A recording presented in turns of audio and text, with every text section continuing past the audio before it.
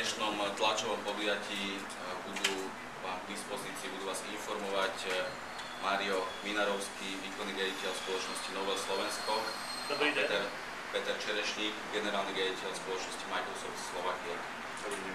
Okrem našich komerčných aktivít sa snažíme správať aj spoločensky zodpovedne a máme programové aktivity, ktoré smerujú k podpore vzdelávania, k tomu, aby sme poskytovali prístup k technológiám a k možnostiam, ktoré informačné technológie prinášajú aj skupinám ľudí, ktorí sú handicapovaní nejakým spôsobom, sociálne znevýhodnení. Celý ten náš program sa volá po anglicky Unlimited Potential, to znamená potenciál bez hraníc, a v rámci toho nášho programu za tie roky, odkedy Microsoft mal pobočku na Slovensku, sme robili aktivity, ktoré smerovali k tomu, aby sa informačné technológie dostávali viac a viac do študijného výučbového procesu.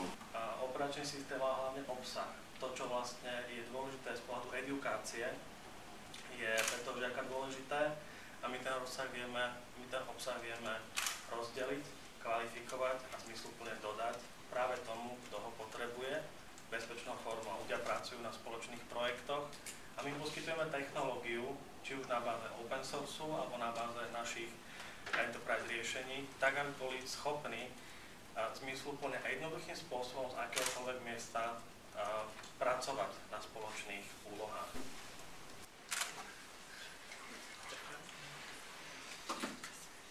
Ktorí budú robiť aj ten svet informačných technológií lepším a vyvinutejším. Ja dúfam, že sa nám podarí to, čo sa podarilo kolegom v iných krajinách, spoločnými silami naplniť aj v Slovenskej republike.